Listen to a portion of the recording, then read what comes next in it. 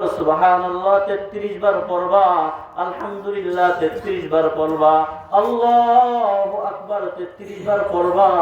এই তিনটা কাজ যদি করো 99 বার পড়ো, রব্বুল আলামিন ধনী সাহাবীরা তারা ধনাঢ্য হওয়ার কারণে, টাকা পয়সা থাকার কারণে যেই নেক কাজগুলো করে, ওই নেক কাজের সওয়াব তোমাদের গরীবদের আমলনামায় দিয়ে দিবে। দোস্ত, আলহামদুলিল্লাহ অনেক দামি শব্দ, আলহামদুলিল্লাহ অনেক দামি নিয়ামত। হাদিসে আছে চারটা শব্দ আল্লাহর কাছে অনেক দামি। আরবাউন হাব্বুল কালামি ইলাল্লাহ, চারটা শব্দ আল্লাহ তাআলার কাছে অনেক দামি। এক নম্বর সুবহানাল্লাহ, দুই নম্বর আলহামদুলিল্লাহ, তিন নম্বর আল্লাহু আকবার, চার নম্বর লা ইলাহা ইল্লাল্লাহ। ইবনে মাজাহ শরীফের 3708 নম্বর হাদিস, আল্লাহর নবী বিশ্ব নবী মুহাম্মদুর রাসূলুল্লাহ সাল্লাল্লাহু আলাইহি ওয়াসাল্লাম কোথাও যেন হেঁটে যাচ্ছিলেন, রাস্তার পাশে দেখে আবু হুরায়রা কি যেন লাগাচ্ছে। বিশ্ব নবী জিজ্ঞেস করলেন, ইয়া আবু হুরায়রা মাল্লাযী তাগরিস, ও আবু হুরায়রা কি লাগাচ্ছো? আবু হুরায়রা বলে, জিরাসাল্লি ইয়া রাসূলুল্লাহ, ও রাসূল গাছ লাগাচ্ছি। আমরা ওই দুনিয়াতে গাছ লাগাই, আম গাছ লাগাই, কাঁঠাল গাছ লাগাই, লিচু গাছ লাগাই, বিভিন্ন ধরনের গাছ লাগাই। রাসূল খুদা সাল্লাল্লাহু আলাইহি ওয়াসাল্লাম জিজ্ঞেস করার পরে, ইয়া রাসূলুল্লাহ গাছ লাগাচ্ছি। আল্লাহর নবী বললেন, দুনিয়াতে গাছ লাগাও, এই গাছের পিছনে কত মেহনত করতে হয়, পানি দিতে হয়, সিঞ্চন করতে হয়, পরিষ্কার করতে হয়। আবার গাছ যদি ছোট হয় তাহলে তার পাশে একটা লাঠি গেড়ে ওই গাছটাকে শক্ত করে রাখতে হয়। এই গাছের ফল ভাগ্যে আছে কি আছে না তাও জানো না, কিন্তু আমি তোমাকে এমন গাছের সন্ধান দিব না যে দুনিয়াতে বসে পরকালে তুমি গাছ লাগাইতে পারবা। ও আবু হুরায়রা, আমি কি তোমাকে বলবো না? আবু হুরায়রা বলে, ইয়া রাসূলুল্লাহ, ইয়া হাবিবাল্লাহ, অবশ্যই বলেন কোন আমল করলে আমার এখানে বসে জান্নাতে গাছ লাগাতে পারবো। আবু হুরায়রা বলে, বেশি কিছু পড়তে হবে না, তুমি পড়ো সুবহানাল্লাহ, আলহামদুলিল্লাহ, লা ইলাহা ইল্লাল্লাহ, আল্লাহু আকবার, বিকুল্লি মাররাতিন শাজারাতুন ফিল জান্নাহ। ও আবু হুরায়রা, এই চারটা শব্দ একবার পড়বা, রব্বুল আলামিন তোমার জন্য জান্নাতে একটা একটা করে গাছ লাগাবে। সুবহানাল্লাহ। যারা সালাত এরা সুবহানাল্লাহ পড়ছে, আর যারা বোকা এরা পড়ে নাই, এখনো সুবহানাল্লাহ পড়ে না।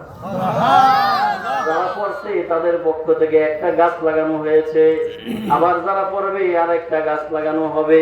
প্রশ্ন হলো, হুজুর একটা বিষয় আমার জানার আছে, আমরা 10 টাকা 20 টাকা দিয়ে বাজার থেকে গাছ কিনে আনি, এই গাছ লাগাই, মাটি যদি ভাগ্যে ভালো থাকে তাহলে মাটি ভালো হলে গাছ বড় হয়, অন্যথায় ওই গাছ মরতেছে, মরে যাচ্ছে, এরকম বহু চিত্র এই পৃথিবীতে আমরা দেখেছি, ঠিক কিনা বলেন? আমার বন্ধুরা, আপনি দুনিয়াতে বসে জান্নাতে যে গাছ লাগালেন, এই গাছ কত বড় হবে? দুই ধরনের রিওয়ায়াত আছে, আমি সহিহ রিওয়ায়াতটাই শোনাচ্ছি, সহিহ বুখারী থেকে, তিরমিজি থেকে। আল্লাহর নবী বিশ্ব নবী মুহাম্মদুর রাসূলুল্লাহ সাল্লাল্লাহু আলাইহি ওয়াসাল্লাম বলেন, সুবহানাল্লাহ, আলহামদুলিল্লাহ, লা ইলাহা ইল্লাল্লাহ, আল্লাহু আকবার বলে বনি আদম যে গাছ লাগায়, এই গাছের সীমানা কত বড় হবে, কত বড় হবে, কত বড় হবে। বলে, আরবের দ্রুতগামী ঘোড়া যদি আপনার লাগানো গাছের নিচ দিয়ে দৌড়ায়, একদিন দুদিন নয়, 1 বছর 2 বছর নয়, 100 বছর পর্যন্ত যদি আপনার লাগানো একটা গাছের সীমানা দিয়ে দৌড়ায়, আপনার গাছের সীমানা অতিক্রম করতে পারবে না। আমার ভাই, আমার বন্ধুরা, একবার যদি এই শব্দগুলো উচ্চারণ করেন, যদি একটা গাছ লাগে, আর যদি একদিনে আপনি 100 বার করেন, 100 গাছ লাগবে। আর যদি জনম ভরে এইভাবে পড়তে থাকেন, জান্নাতে আপনার পক্ষ থেকে গাছ লাগবে। প্রশ্ন করতে পারেন, হুজুর আমার একটা জানার বিষয় আছে, জান্নাত তো আমার বাপের ভিটা না, ওখানে গাছ লাগাই আমার কি লাভ? ওখানে গাছ লাগলে ওই গাছের ফল খেতে পারবো কি পারবো না তাও জানি না। এই প্রশ্নের একটা সুন্দর চমৎকার জবাব দিচ্ছি, খুব মনোযোগ সহকারে শুনেন। কানটাকে খরগোশের কানের মতো খাড়া করেন, করছেননি? খরগোশের কানের মতো করছেন? আচ্ছা, এবার মনোযোগ দিয়ে শুনেন।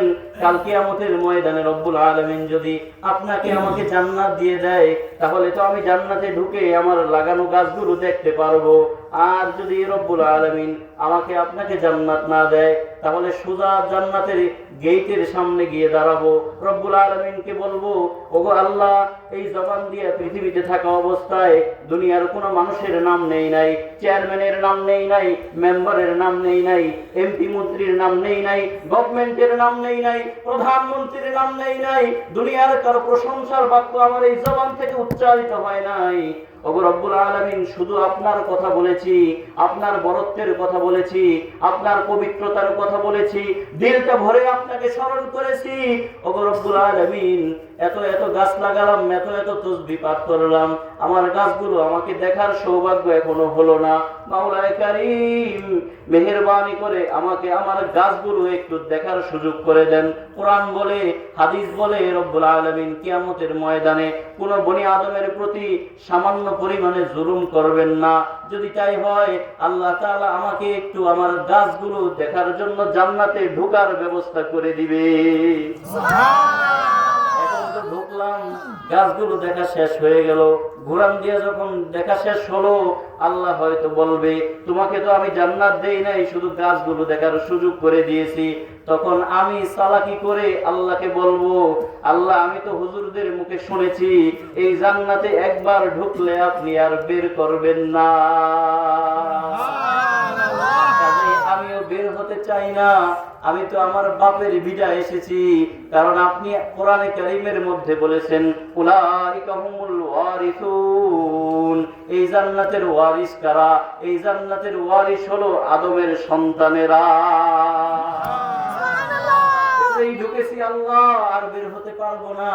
আমার মনে হয় আল্লাহ তাআলা আপনাকে কিয়ামতের ময়দানে জান্নাত থেকে বের করবে না।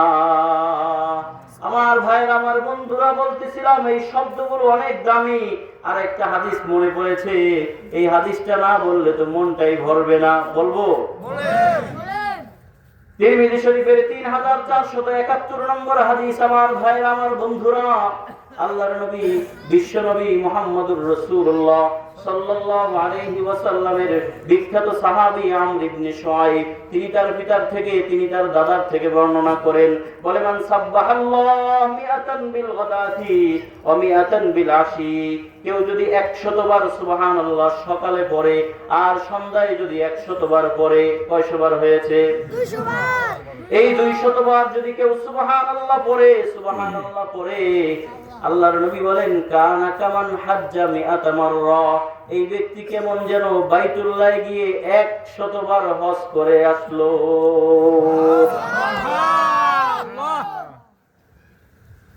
আমাদের সামর্থ্য নাই, দিলে ইচ্ছা আছে, এই দুনিয়াতে বসে কত বলি লাব্বাইক লাব্বাইক, টাকা না থাকার কারণে, অর্থকরী না থাকার কারণে বাইতুল্লাহ গিয়ে হজ করার এখনো পর্যন্ত সুযোগ হয় নাই।